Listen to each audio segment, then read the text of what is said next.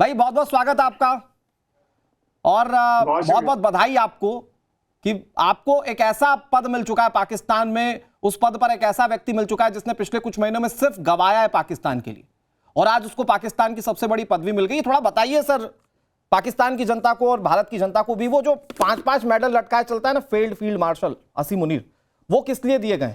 और ये इतनी बड़ी पदवी भाई संविधान से ऊपर खुद को रखने वाले असीम मुनीर ने खुद क्रिएट की, ये क्यों दी गई है?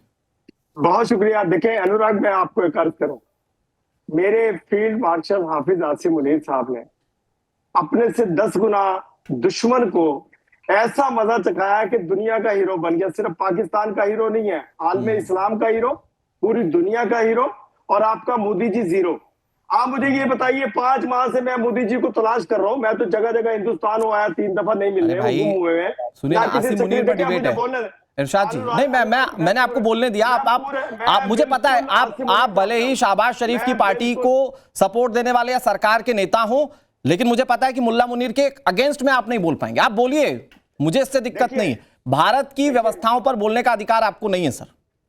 अनुराग मुझे बोलने देंगे? मैं प्लीज सर, प्लीज। नहीं मैं कह रहा हूं, मैं जानता हूं आपके पास वक्त कम है इस डिबेट में, आप बोलिए ना। मैं ये चाहता ही हूं कि मुझे 1 मिनट पूरा बोलने दीजिए। Please sir, please. आपने मेरे अजीम आर्मी चीफ हाफिज आसिम मुनीर साहब पे बात की, आपने मेरे पाकिस्तान पे बात की, मेरे वजीर आजम पाकिस्तान मियां मोहम्मद शहबाज शरीफ साहब पे बात की। देखिए, पाकिस्तान के वसी तर मफाद के लिए, पाकिस्तान की कौम को अजीम तर बनाने के लिए एक अजीम लीडर, एक अजीम आर्मी चीफ की हमें जरूरत है इस वक्त, जिसने धूल चटाई हिंदुस्तान को। वो हमारा इस वक्त लीडर है, हमारा हीरो है और पूरी दुनिया का हीरो। कहां धूल चटाई सर? सोशल मीडिया पे?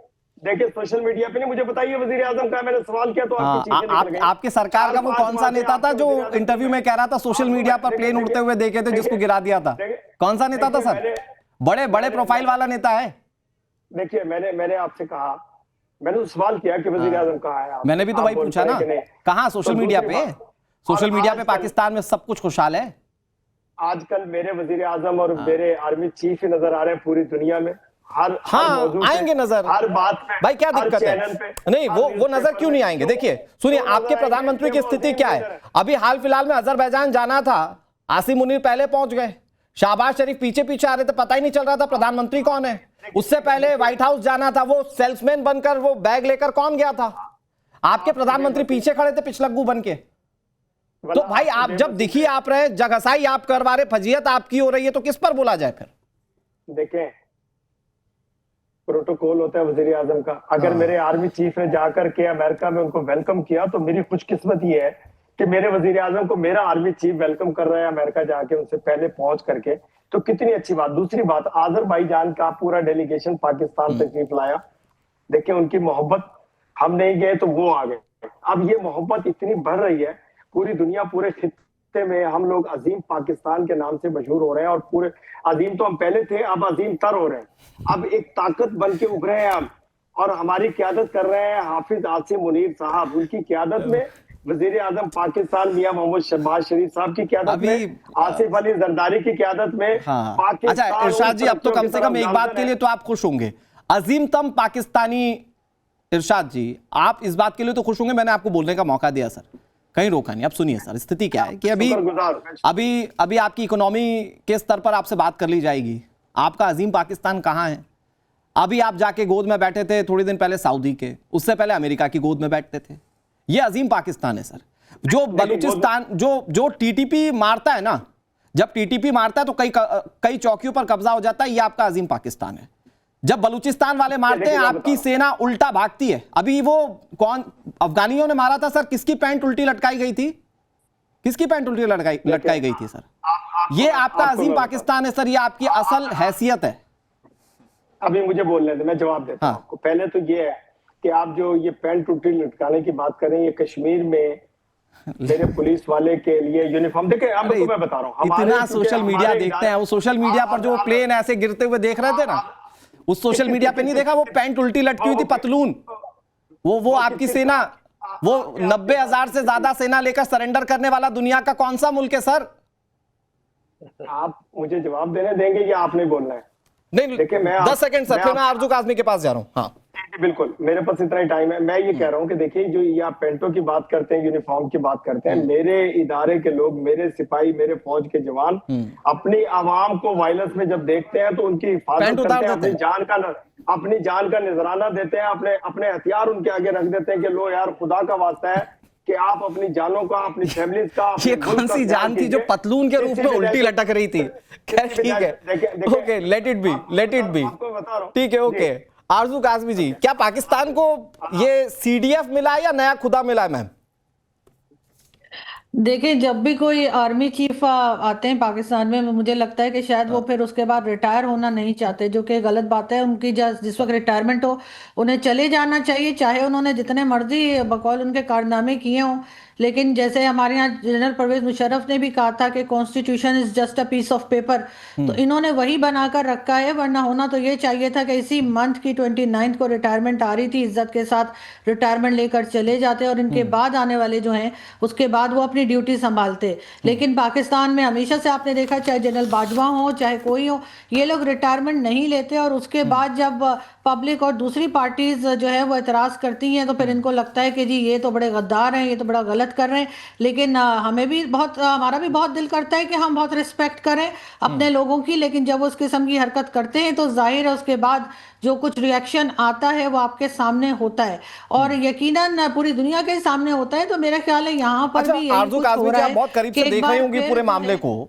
मुझे ये बताइए मैम कि ये पाकिस्तानी हुकूमत ने किया है ये फैसला जिसमें आसिम मुनीर को असीम शक्तियां दे दी गई, वो सरकार से ऊपर हो गए, उन्हें कोई गिरफ्तार नहीं कर सकता, वो ताउम्र सीडीएफ के पोजीशन पर रहेंगे, उन्हें हटाने का एकमात्र तरीका है कि उनका महाभियोग किया जाए।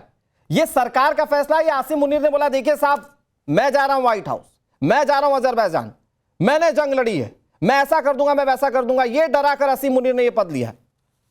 देखिए, पाकिस्तान मेरे ख्याल है बनने से लेकर आज तक, चाहे जुल्फिकार अली भुट्टो साहब का ही टाइम क्यों ना हो, मिलिट्री एस्टैब्लिशमेंट के अंडर आए। सिविलियन गवर्नमेंट का कोई मतलब नहीं होता है। जो इमरान खान को कहा जाता है कि वो पपेट प्राइम मिनिस्टर थे, तो शहबाज शरीफ क्या है? शहबाज शरीफ भी पपेट प्राइम मिनिस्टर है। उनकी भी कोई हैसियत नहीं है, कोई वैल्यू नहीं है उनकी बात की, और उनको जो कहा जाता है वो बिल्कुल वही करते हैं। तो यहाँ पर इस वक्त भी जो है एक तरह की डिक्टेटरशिप है, चाहे सामने खुलखुला के ना हो जनरल परवेज मुशर्रफ या ज़िया-उल-हक की तरह, लेकिन पाकिस्तान में मिलिट्री एस्टैब्लिशमेंट का ही हुक्म चलता है और उनका ही, उन्हीं के कहने से सारे काम होते हैं। इस वक्त भी वही हो रहा है। पाकिस्तान की सरकार पंगु है उस्मा जी, पाकिस्तान की सरकार पंगु है, वो अपना फैसला ले नहीं पाएगी। आसिम मुनीर ने बोला मुझे चाहिए भाई सबसे बड़ी ताकत, होंगे आप शहबाज शरीफ प्रधानमंत्री देश के, होंगे आप जमहूरियत से चुने गए प्रधानमंत्री, लेकिन मुझे चाहिए एक्सट्रीम पावर साहब। और इसीलिए मुनीर साहब ने अपने लिए एक नई पोस्ट निकाली जो संविधान में सबसे ऊपर है और जिस पर वो ताउम्र रहेंगे। उस्मा कादर जी, आप लोगों के उसान खता हो चुके हैं, क्योंकि आपको जो 10 मई को शिकस्त फाश हुई है, अब आप लोगों अपने जख्मों से जो है ना वो नमक चाट रहे हैं। पूरी दुनिया में आपको शर्मिंदगी है। आसिम मुनीर जो है वो पूरी दुनिया में इस वक्त, मैम सुनिए ना, 11 एयरबेस आपके आप लोगों को अभी तक जिसके लिए चंदा जुटाकर आप खड़ा करने की कोशिश कर रहे हैं ना, एक बार थोड़ा याद कर लीजिए। आप 11 मई बोलकर आप लोगों को किसने हक दिया है कि हमारे इंटरनल अफेयर्स में आप दखलंदाजी करें, जबकि आप अपने इंटरनल अफेयर्स में तो कहते हैं वाजिब अमूमन जवाब नहीं होता ना मैम, मैं कई डिबेट कर चुका हूं, अमूमन जवाब नहीं होता तो फिर यही बोला जाता है कि आप सवाल क्यों पूछ रहे हैं। आप हमारे मामला, अरे भाई आप सत्ता में, मुझे बताइए, आप पाकिस्तान की जमहूरियत का हिस्सा है ना, पाकिस्तान की जमहूरियत का हिस्सा है ना उस्मा जी। आप मुझे बताइए कि वहां की जनता क्या चाहती थी, क्या कि आसिम मुनीर के पास इतनी बड़ी ताकत हो? देखो, आपको भाई आपके पुराने जनरल्स का क्या हुआ? आप मेरी बात सुने ना, जरा थोड़ा सब्र करें, मेरी बात सुने। हमारी पार्लियामेंट है, पार्लियामेंट में किसने भेजा है लोगों को? अवाम के मैंडेट ने भेजा है, उनके प्राइम मिनिस्टर। तो फिर आप पाकिस्तान में प्रधानमंत्री का चुनाव करवाई क्यों रहे हैं? आप दे दीजिए सब कुछ, सौंप दीजिए आसिम मुनीर को। पूरी पार्लियामेंट जो है वो डिबेट करेगी, डिस्कस अरे भाई करेगी। कल को अगर आसिम मुनीर के खिलाफ, जैसा कि जनरल परवेज मुशर्रफ आपके यहां निकले, जैसा कि उससे पहले अयूब खान निकले, याहिया खान निकले या ज़िया-उल-हक निकले, अगर इस तरह की परिस्थितियां बनी तो आप कानूनी कार्रवाई करने की स्थिति में नहीं है उस्मा कादर जी पाकिस्तान के अंदर। आप मेहरबानी करें ना, आप इतने खौफजदा हैं आसिम मुनीर से, आपकी रातों की नींद हराम हुई है आसिम मुनीर का सोच सोच के। हम जाने और आसिम मुनीर जाने, आप कौन होते हैं बीच में टांग अड़ाने वाले? हम जो मर्जी करें, अगर हमारी 2/3 मेजॉरिटी है, तरस आता है मैम, पाकिस्तान की जनता पर तरस आता है। मुझे लगता है वहां की जमहूरियत के बीच में आप ये कहते होंगे पाकिस्तान की आवाम सवाल कैसे पूछ रही है, पाकिस्तान की आवाम को हक क्या है। अरे भाई लेजिटिमेटेड क्वेश्चन है, आप इसका जवाब दे दीजिए ना। मुझे बताइए कि कल को आसिम मुनीर अगर जनरल परवेज मुशर्रफ निकले जिन्हों देश से भागना पड़ेगा, तो आप कानूनी कार्रवाई कर क्या पाइएगा? आपकी हैसियत क्या रह गई सरकार में रहते हुए? उस्मा कादर जी, आपकी हैसियत क्या रह गई सरकार में रहते हुए? का सामना करना पड़ेगा। आप जो मर्जी रोना पीटना डाल लें, आपके मुकद्दर में सिर्फ शिकस्त लिखी है, और वो आसिम मुनीर के, हाँ, और वो 90,000 सैनिक वो रिटर्न में लिखकर सरेंडर करने वाला देश भारत को बताएगा। रिटर्न में लिखकर किसने सरेंडर किया था मैम? अभी अफगानिस्तान से कौन पीस डील नहीं करवा पा रहा है? ये ऑपरेशन सिंदूर के दौरान पाकिस्तान को फोन करके किसने बोला था साहब बचा लो? दुनिया में बेइज्जती हुई है। वो पता है किसकी बेइज्जती होती है, किसके एयरपोर्ट पे कपड़े उतरवाए जाते हैं, उस्मा कादर जी अच्छे से पता है। दुनिया में किसके यहाँ के बड़े नेताओं को पद से हटने के बाद भागना पड़ता है, ये सबको पता है। कौन आर्मी के इशारे पर कठपुतली बना हुआ, ये सबको पता है। पाकिस्तान सबसे ज्यादा भिखारियों की प्रोडक्शन किस देश में? किसके भिखारियों को भी लोग रखना पसंद नहीं कर रहे हैं? हाथ नहीं बची आप। उस्मा कादर जी, गधों पर इकोनॉमी जिस देश की टिकी है वो भारत से बात करा। सुशील पंडित जी भाई, एक तो मैं नहीं, उस्मा जी 1 मिनट जवाब मिलेगा आपको, 1 मिनट जवाब मिलेगा। मैम सुनिए ना, मैं आपको बाइज्जत कह रहा हूं, मैम थोड़ा सा सुन लीजिए। सुशील सर, एक तो ये कि भाई हमारा कुछ बनता है कि नहीं बनता है सवाल पूछना, पहला तो ये। दूसरा ये, कल अगर जनरल परवेज मुशर्रफ की तरह आसिम मुनीर निकलता है तो भाई वहां तो फिर भी आपने उनको इस स्थिति में ला दिया कि उनको देश छोड़ना पड़ा। आसिम मुनीर अगर इस स्थिति में आया तो ये लोग कुछ नहीं कर पाएंगे, वहां की जनता पर थोप दिया गया आसिम मुनीर। सुशील पंडित जी। जी देखिए, मैंने 3 पाकिस्तानियों को सुना अब तक, मुझे इन्हीं के एक शायर का शेर याद आता है, हम कितने अजीब हैं, इतने अजीब कि बस खुद को तबाह कर लिया और मलाल तक नहीं। ये आपको आंखें दिखा रहे हैं कि आप टांग अड़ाने वाले बीच में कौन होते हैं जब हम खुदकुशी करने पर आमादा हैं। ऐसे लोग हैं ये हमारे पड़ोस में तबाही हो रही है। ये पूछ रहे हैं कि आप कौन होते हैं इस पर नजरसानी करने वाले, जबकि हमको पता है कि हमें इसी पड़ोसी से बार बार आतंक का सामना करना पड़ता है, इसी पड़ोसी के कारनामों के, इसी पड़ोसी की करतूतों को हमें जिहाद के रूप में झेलना पड़ता है। अब आते हैं मुद्दे पर। इसी पाकिस्तान में आज भी एक chief of the joint staff है आर्मी में, जिसका नाम है जनरल शमशाद मिर्जा। ये उस्मा जी मैं आ रहा हूं आपके पास, आपकी आवाज नहीं आ रही, 50 साल से चल रही है पाकिस्तान में जी। हाँ, ऐसा नहीं है कि कोई जॉइंट चीफ ऑफ स्टाफ नहीं हुआ करता था। यहां पर एक chairman of the joint chiefs of staff committee थी, जिसके जनरल शमशाद मिर्जा थे। ये 1976 में शुरू हुई। पहले चीफ थे मोहम्मद शरीफ, जनरल मोहम्मद शरीफ। इस पोस्ट को अबॉलिश किया गया है। 27 नवंबर से ये पोस्ट अबॉलिश मानी जाएगी। इनके लिए रास्ता हमवार किया गया है सीडीएस बनाने का। तो ऐसा नहीं है कि कोई कोऑर्डिनेशन की कमांड नहीं थी, कोऑर्डिनेशन की कमांड थी, लेकिन उसको खस्सी कर दिया गया था। आर्मी चीफ उसके ऊपर माना जाता था, जबकि बेसिकली सीनियरिटी में आर्मी चीफ उस चीफ के चेयरमैन के मातहत होता है। ये पाकिस्तान की कलाबाजियां हैं। आप कॉन्स्टिट्यूशन को सिर्फ कागज का टुकड़ा बना दें, आप पोस्ट के हायरार्की में भी फेरबदल कर दें, और अब मनमानी तरीके से आप एक तानाशाह को नई गद्दी पे बिठा दें। ये तरीका है पाकिस्तान की जमहूरियत का, उस जमहूरियत का जिसका उस्मा जी कह रही थी कि 2/3 मेजॉरिटी से पार्लियामेंट, ये रबर स्टैम्प पार्लियामेंट है, ये फॉर्म 47 की गवर्नमेंट है। ये तय करती है एस्टैब्लिशमेंट के कौन पार्लियामेंट में बैठेगा, कौन इक्तदार में बैठेगा, कौन प्राइम मिनिस्टर बनेगा। और इसीलिए शहबाज शरीफ जैसा होटल का बेरा प्राइम मिनिस्टर बनता है, जो खुशामद करने के बाद मुंह ताकता है ट्रंप का कि अब हमें बख्शीश दीजिए। ऐसी हालत कर दी है इन्होंने अपनी जमहूरियत की, अपनी सरकार की, अपने वजीर और आज़म की, वो अपने हमसे पूरे सवाल निज़ाम पूछ की। रहे हैं कि हम क्यों और फिर पूछती हैं कि इनसे आप सवाल टांग पूछ रहे हैं। अड़ाने भाई वाले सवाल कौन है, आप होते हैं? जवाब दीजिए कि आपने आज पाकिस्तान की आप जनता टांग को अड़ाने एक वाले जनरल कौन के होते अधीन हैं? कर दिया है, जो कि पहले फील्ड मार्शल था, अब पूरा पाकिस्तान उसके अधीन हो गया। नदीम जी, आप तो खुद वहां पर सेना में सर्विस दे चुके हैं सर। एक्सट्रीम देखिए, पावर हमने- हमेशा हमने तानाशाही कभी लेकर एतराज आती है, और ये हमने आपने कभी- तानाशाही थोप दी है पाकिस्तान के अंदर, वहां के लोगों के ऊपर। सर, हमने कभी एतराज किया कि चाय वाले को आपने वजीर आजम क्यों बनाया? अरे सर, आपने भंगी को नेता यहाँ क्यों बनाया? यहाँ लोकतंत्र है हमने तो सर, एतराज नहीं किया। यहाँ लोकतंत्र है, यहाँ पर कोई भी प्रधानमंत्री ये बन सकता हमारे है। लिए बहुत अच्छा, खुशकिस्मती की इसी बात तरह है। से जरा सुशील पंडित को आपने साथ जो में रखिएगा, बात नदीम की- जी। है डेमोक्रेसी हाँ है, जी, वडेरों की तो इसी जमहूरियत तरह नहीं से है। आपने कहा कि यहाँ पैंट वडेरों उल्टी की और लटकी हुई है, मौलवियों की हालांकि अभी हमने जमहूरियत नहीं है। शिवांगी का रुमाल दिखाया, ठीक है ना? तो चीजें हमारे पास भी बहुत है। शिवांगी का डर खत्म नहीं हो रहा नदीम जी आपसे। और अल्हम्दुलिल्लाह वो तैयारे भी आपने देखे होंगे जो गिर गए, ठीक है। मसला सारा ये हुआ है कि पूरी दुनिया का जो प्रधानमंत्री है, जो बड़ा जिसको आप लोग बोलते हैं, जिसकी गोद में मोदी साहब बैठे हुए थे, अमेरिका का प्रेसिडेंट। सुनिए, ऐसा गोद में तो आप बैठे हुए हैं, क्योंकि दुनिया का प्रधानमंत्री तो आप मान रहे हैं। भारत कभी नहीं मानता कि डोनाल्ड ट्रंप दुनिया का प्रधानमंत्री है। ये तो आपने बातों बातों में सच अपनी जुबान से बता दिया कि दुनिया का प्रधानमंत्री पाकिस्तान किसको मानता है, और इससे यह भी साबित हो जाता है कि आप किसकी गोद में बैठे हुए हैं। आपका नाम लिया हमारे चीफ का और उसको कहा कि आपने हमारा हाथी गिरा दिया। अरे हम उस हाथी को ड्रैगन के अगेंस्ट खड़ा करने वाले थे, तुमने हाथी गिरा दिया हमारा। उन्होंने कहा हाथी को उठा के फेंक दो, ये डेड बॉडी, ठीक है, तो उठा के उसको फेंक दिया। अब हमें उन्होंने अपने साथ कर लिया। सपने में जीने वाला देश पाकिस्तान है, आप साबित कर रहे हैं नदीम जी। रहने दो।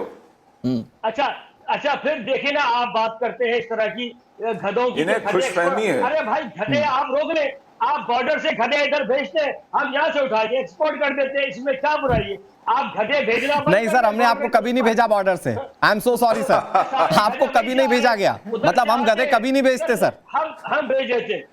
आपके मुल्क में गधों की कमी नहीं है। उनको माना, और इस बेस के ऊपर सऊदी अरब ने हमारे साथ डिफेंस पैक्ट किया, म्यूचुअल डिफेंस पैक्ट, कि यार यही अब रह गया है अमेरिका और रूसिया, पाकिस्तान दुनिया सर, वो का जो तीसरा म्यूचुअल मुल्क है। डिफेंस पैक्ट कह रहे हैं ना नदीम जी, सुनिए ना, उसकी कीमत आपकी परमाणु है। आपको चाहिए कटोरे में भीख और सऊदी को चाहिए परमाणु। ये वो म्यूचुअल नहीं है सर, वो सौदेबाजी किस शर्त पर की गई है ये पूरी दुनिया जानती है।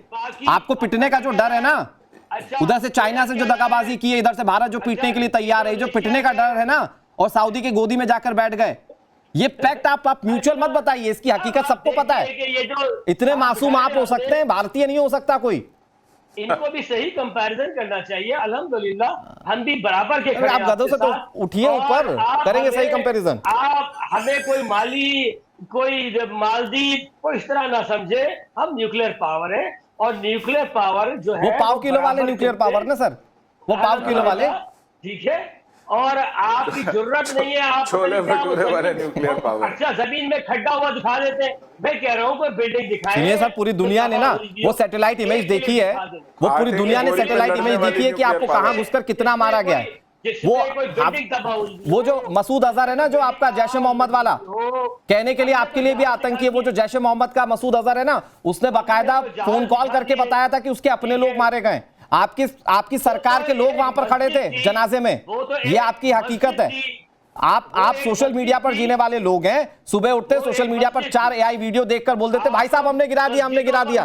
फिर वहां की जनता पढ़ी लिखी तो है नहीं, वहां की जनता पढ़ी लिखी नहीं, आप बेवकूफ बना देते हैं। ठीक वैसा ही बेवकूफ बनाते जैसे आसिम मुनीर को पूरे देश में थोप दिया सबसे सर्वोच्च पद देकर। एक मिनट रुकिए, एक मिनट, ठीक है। मुकीम अहमद सर, भाई आप जमहूरियत, लोकतंत्र सबकी बात करते हैं मुकीम, और आप थोड़ा सा गंभीर बातें भी करते हैं। मुकीम सर, मुझे ये बताइए कि एक ऐसा देश जहां पर जमहूरियत की बात की जाती है, जहां पर चुनाव होता है, जहां पर लोकतंत्र का सो कॉल्ड दावा किया जाता है, वहां पर किसी को सबसे बड़े ऐसे पद पर बिठा देना जहां पर कोई वापसी नहीं है, जब तक मन करेगा ताउम्र वो व्यक्ति उस पद पर रहेगा, उसके खिलाफ आप कुछ नहीं कर पाएंगे। ये लोकतंत्र के लिए ठीक है पाकिस्तान के? देखिए, ये डेमोक्रेटिक प्रोसेस के थ्रू ही लेजिस्लेशन हो रही है, उसके थ्रू ही वो ऑनर उनको दी जा रही है, और मतलब यह है कि वो कोई उनके कहने पर नहीं दी जा रही, it's through the executive powers of the government, जिसको पार्लियामेंट यूज करेगी। तो उसमें आपके लिए जो इशू है कि जी वो आसिम मुनीरी क्यों, उसकी वजह ये है नहीं, कि हमारे लिए आने कोई वाले issue नहीं है, सर।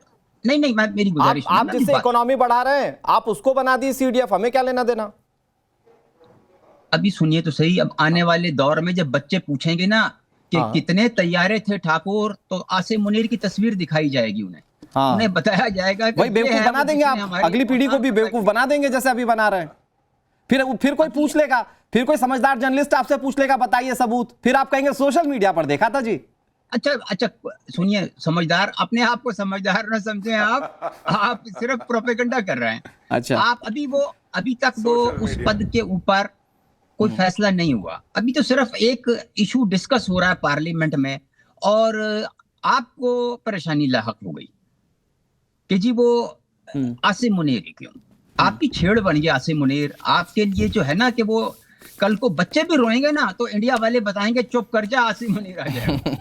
तो आपके लिए बन गया मसला कि भाई अच्छा साहब ठीक इसको कैसे ठीक है, इंटेंस डिबेट में आप मजाक ठीक छुपाएंगे? कर लेते हैं।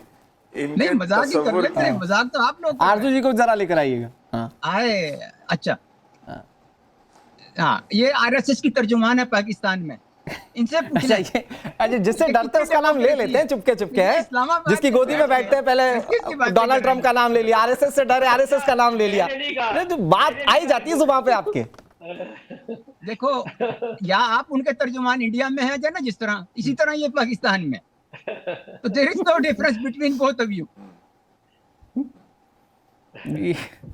मुद्दे पर आइए सर।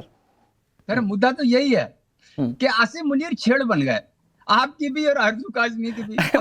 आसिम मुनीर पे क्या कहूं, सुनिए सर ऐसा है, एक मिनट मुकीम जी अच्छा आपने आसिम मुनीर की बात की, यही फ्रेम रखिएगा। आसिम मुनीर, मैं बताऊं दर्शकों, ये वो व्यक्ति है जंग एक नहीं जीती, इतने बड़े बिल्ले लेकर चलता भाई। दूसरी चीज ये है, दूसरे देश में जाकर एक ब्रीफकेस लेकर किसी भी राष्ट्राध्यक्ष के सामने खड़ा हो जाता है, साहब ये खरीद लो। ये सेल्समैन वाली स्थिति है, और ये हम नहीं कह रहे सेल्समैन वाली स्थिति है, ये इन्हीं के देश के लोग कह रहे थे। लेकिन आरजू काज़मी साहब, मैं पाकिस्तान पर कभी कभी तरस आता है भाई, ये एक तो वहां की आवाम को ऐसे गर्त में धकेलने जा रहे हैं जहां से वापसी का कोई रास्ता नहीं है, इसके बावजूद मानने के लिए तैयार नहीं है। देखिए, यहाँ पे कौन मानेगा और पब्लिक के हाथ में क्या है। आपने देखा ही है कि जिस वक्त नवाज शरीफ साहब का मैंडेट था तो उस वक्त इमरान खान प्राइम मिनिस्टर थे, जिस वक्त इमरान खान का मैंडेट है तो उस वक्त शहबाज शरीफ साहब प्राइम मिनिस्टर हैं। अब कोई बताए शहबाज शरीफ साहब कहाँ से आके अचानक से प्राइम मिनिस्टर बन गए और इमरान खान कहाँ गए। ये तो सभी ने देखा है, किसने जुल्फिकार अली भुट्टो को फांसी दी, किसने नवाज शरीफ को 10 साल मुल्क से बाहर रखा, उसके बाद 5 साल मुल्क से बाहर रखा, फिर इमरान खान को जेल में डाला। तो ये तमाम चीजें तो सबको समझ में आ ही रही है कि मिलिट्री एस्टैब्लिशमेंट कितनी स्ट्रांग है यहाँ पर। उसके बाद ये कहना कि नहीं जी ये फैसले तो हमारी पार्लियामेंट कर रही है और ये फैसले तो हमारी आवाम कर रही है। मुझे अफसोस होता है उन लोगों के ऊपर जो पाकिस्तान से आके इस किस्म की बातें करते हैं। ठीक है, आप डिफेंड कीजिए, बिल्कुल कीजिए, आपका हक है, लेकिन कम से कम आप ऐसी चीजों पे तो डिफेंड ना कीजिए जिससे आपके मुल्क को नुकसान हो रहा है। आज आप देख लीजिए 78 ईयर्स में हमारी क्या हालत हो गई है, और उसके बाद कंपैरिजन छोड़ दीजिए कि भारत में क्या हो रहा है और पाकिस्तान में क्या हो रहा है। आप सिर्फ ये देखिए कि 78 ईयर्स में 50% से ज्यादा लोग हमारे पॉवर्टी लाइन के नीचे जा चुके हैं, लेकिन किसी को कोई परवाह नहीं है। ये पार्लियामेंट भी एक तरह से पपिट है, जैसे इमरान खान को कहा जाता था कि ये इलेक्टेड प्राइम मिनिस्टर नहीं सिलेक्टेड प्राइम मिनिस्टर है। वही हालत इस वक्त शहबाज शरीफ साहब की है। लेकिन ये लोग क्या करें बेचारे, इनको यही बात करनी होती है, इन्हें हर चीज में डिफेंड करना होता है, वरना जिस दिन हमारे लोग मुकीम जी, बात सही को सही और जल्दी से गलत को जवाब गलत दे कहना दीजिए, फिर शुरू मैं राठौर करेंगे, साहब उस दिन के पास पाकिस्तान जा ठीक रहा हो हूं। जाएगा।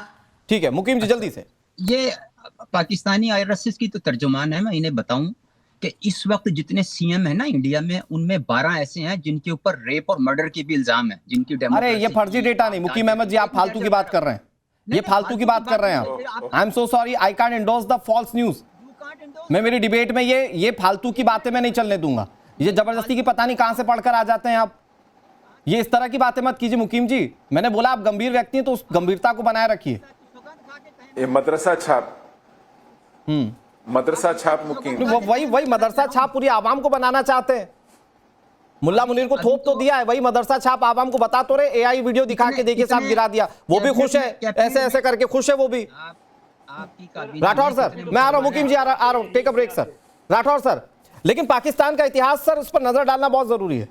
अयूब खान अपने अंतिम दिनों में भाई तानाशाह थे, अपने अंतिम दिनों में नजरबंद कर दिया उनको। याहिया खान जंग हारे, बेइज्जती हुई, थू हुई पाकिस्तान में।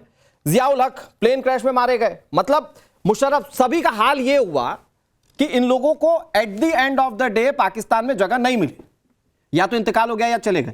क्या उसी डर से बचने के लिए मुल्ला मुनीर ने अपने लिए एक ऐसी पोस्ट बनाई जिसको कोई हाथ ही नहीं लगा सकता? होंगे प्रधानमंत्री राष्ट्रपति पाकिस्तान के अंदर, लेकिन सबसे बड़ा अगर कोई रहेगा तो वो मुल्ला मुनीर रहेगा। क्या वो पाकिस्तान का इतिहास देख के ये सब कुछ तय किया उसने? देखिए, ऐसा है कि अभी तक मैं सब कुछ सुन रहा था और सबसे बड़ी जो मतलब दया आती है, पीटी की बात यह है कि जो सिविलियन लीडर्स हैं या वहाँ के जो पत्रकार हैं, वो इस मूव को इतनी शिद्दत के साथ डिफेंड कर रहे हैं कि ये बिल्कुल सही है।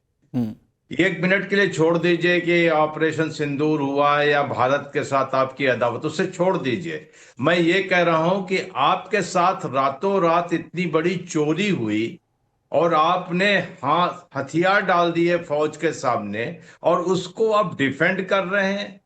एक मोहतरमा है जो कि कहने की हिम्मत रखती है, जिसके अंदर रीढ़ की हड्डी है, बाकी आप सब के सब उसे डिफेंड कर रहे हैं। आपके राइट्स चोरी हो गए, आपके कॉन्स्टिट्यूशन की धज्जियां उड़ गई और उसको आप डिफेंड कर रहे हैं, खुश हो रहे हैं। तो अगर खुश हो रहे हैं तो बहुत अच्छी बात है, आपने इसको कोरे कागज पे दस्तखत कर दिया है, वो चीफ ऑफ डिफेंस फोर्सेस बन गया है, अब वो आपके ऊपर राज करेगा और वो कर रहा था पहले से भी। बिल्कुल सर। बैक सीट ड्राइविंग जो है और जिस तरीके से पाकिस्तान की पॉलिटिकल पार्टीज ने सरेंडर किया है वो बहुत ही अफसोसनाक है। उसमें सऊदी अरब का तड़का मत डालिए, उसमें डोनाल्ड ट्रंप का मत डालिए, शी जिनपिंग के साथ अपनी करीबियों को मत बताइए। आप वाकई घर में ही हार गए हैं। समस्या वो है, वो समझने के बजाय आप यहाँ तंज कस रहे हैं कि 6 तैयारे 12 तैयारे, उससे कुछ नहीं होगा। आपने अपने घर में क्या लूज किया है ये देखिए। और दूसरी बात ये बता रहा हूं, जिस दिन असीम मुनीर ने एक नया चीफ ऑफ आर्मी स्टाफ बन गया तो ये वहां भी नहीं रुकेंगे, क्योंकि ये जाएंगे जेल। आज तक किसी भी कॉन्स्टिट्यूशनल अमेंडमेंट ने किसी भी फौजी जनरल को मुआवज नहीं रखा है। सब भाग के जाते हैं या तो सिर्फ दफन होने के लिए वापस आते हैं, जैसे मुशर्रफ आए थे। तो ये तो उनके साथ होगा। अभी वो खुश हो रहे हैं, होने दीजिए।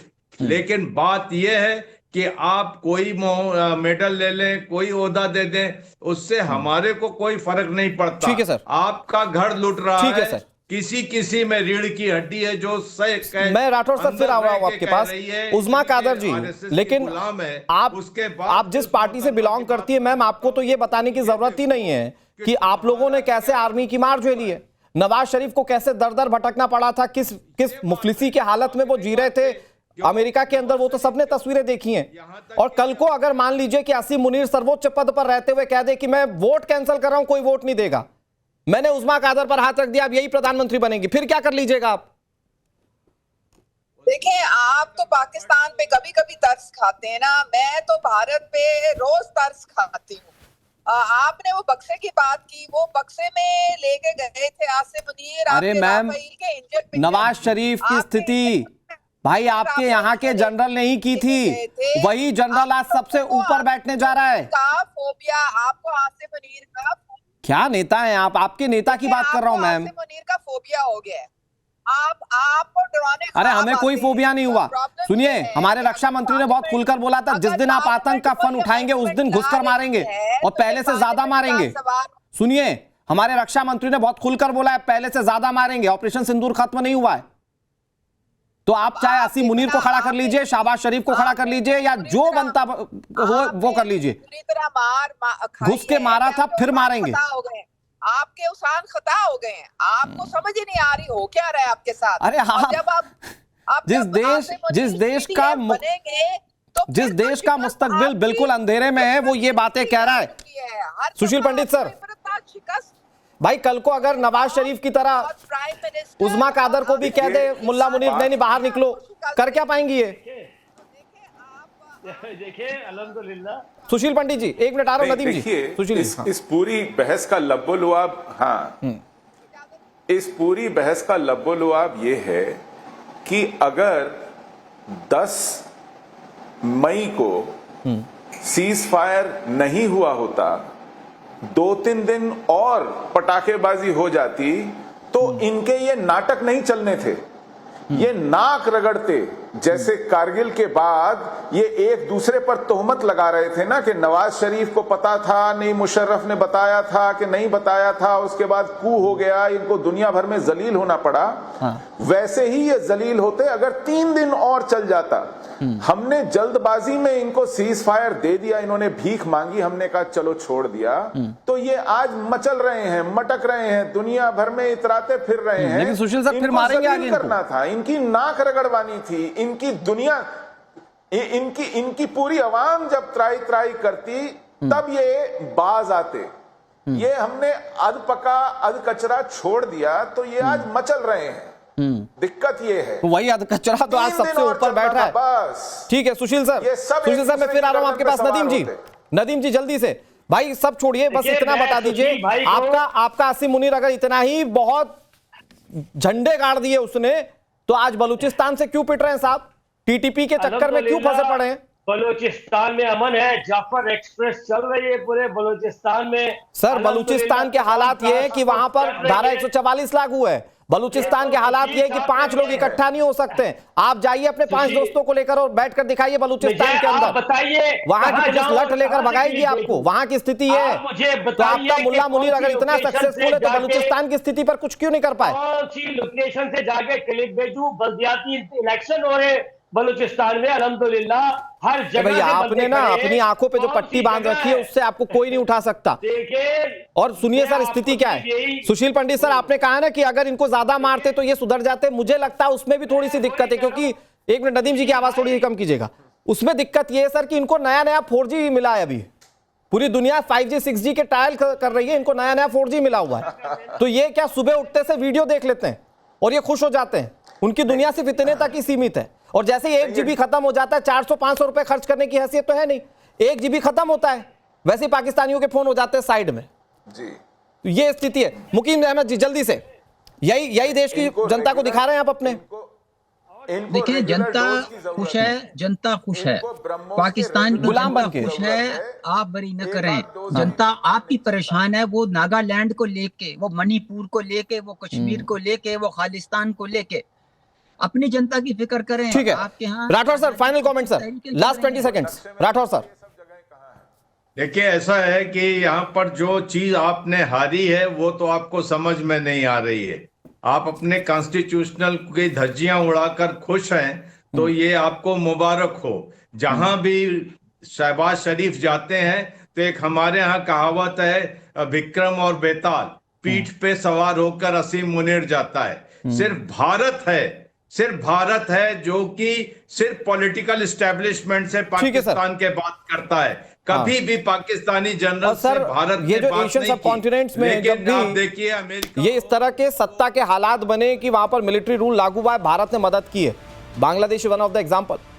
तो फिर पाकिस्तान की कल जब स्थिति होगी कि आसिम मुनीर के आगे कुछ बोल नहीं पाएंगे तो हो सकता है कि भारत के आगे ही गिड़गिड़ाएं। बहरहाल उस्मा कादर जी लास्ट कमेंट आपके लिए। मैम आज आप डिबेट में जितना बोल ली ना उसके लिए शुक्रिया कहिएगा भारत का, क्योंकि हो सकता है कल को आसिम मुनीर आपको इतना बोलने भी ना दे पाकिस्तान में। बहुत शुक्रिया आप सभी मेहमानों का।